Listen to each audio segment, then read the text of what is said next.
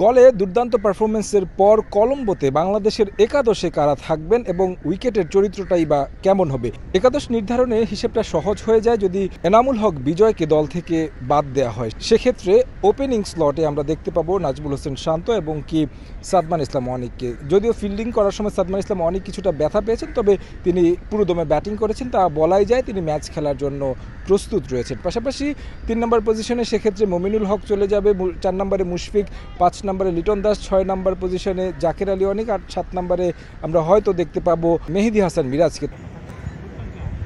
মিরাজের ইনক্লুশন নিয়ে অনেক কথা হচ্ছে, যেহেতু তিনি অফ স্পিনার এবং নাইম হাসান দুর্দান্ত পারফর্ম করেছেন গল টেস্টে, তবে মিরাজ যেহেতু অলরাউন্ডার সেক্ষেত্রে নিশ্চয়ই টিম ম্যানেজমেন্টের পছন্দের শীর্ষে থাকবেন মেহেদী হাসান মিরাজ, এবং তিনি অনেকটা নিশ্চিত যে কলম্বো টেস্ট খেলছেন এবং 7 নম্বর পজিশনে তিনি ব্যাট করবেন।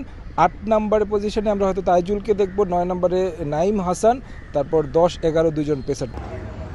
যদি 3 পেসার নিয়ে বাংলাদেশ খেলে, আমরা যেমনটা দেখেছি শন টেট কিন্তু পেসারদেরকে নিয়ে আলাদাভাবে কাজ করেছেন। প্রেস কনফারেন্সে সেই প্রশ্নটা উঠেছিল বাংলাদেশ কি 2 পেসার নিয়ে খেলবে নাকি 3 পেসার নিয়ে খেলবে। সেক্ষেত্রে কোচ যেমনটা বার্তা দিয়েছেন, কিছুটা ইঙ্গিত দিয়েছেন হয়তো বা 3 পেসারের দিকে যেতে পারে। সেক্ষেত্রে আমরা হয়তো বা নাহিদ রানা, হাসান মাহমুদের সঙ্গে ইবাদতকে দেখব একাদশে। তা সেক্ষেত্রে বাদ যেতে পারেন জাকের আলী অনিক, তার কপাল পড়তে পারে এই ম্যাচে। উইকেটের চরিত্র যেমনটা বলছে যে আসলে সকালের দিকে অর্থাৎ প্রথম 1-2 ঘন্টা কিন্তু বেশ খানিকটা পেসারদের পক্ষে কথা বলে, এবং প্রথম 2 দিন খুবই গুরুত্বপূর্ণ।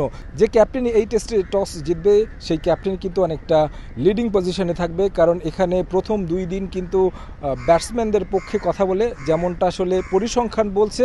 এরপরে তৃতীয়, চতুর্থ, পঞ্চম দিন থেকে কিন্তু উইকেট ভাঙতে থাকে। সিংহলী স্পোর্টস ক্লাবের পরিসংখ্যান যখন দেখছিলাম সেখানে দেখেছি যে মুত্তিয়া মুরলী ধরনের তার ক্যারিয়ারের সর্বোচ্চ 166 উইকেট কিন্তু নিয়েছেন এই মাঠে, অর্থাৎ তার ক্যারিয়ারে কোনো একটি সিঙ্গেল স্টেডিয়ামে কিন্তু সবচেয়ে বেশি উইকেট সেটি এই মাঠে। তার মানেই বোঝা যাচ্ছে স্পিনাররা কতটা সুবিধা পান শেষ দিকে এসে।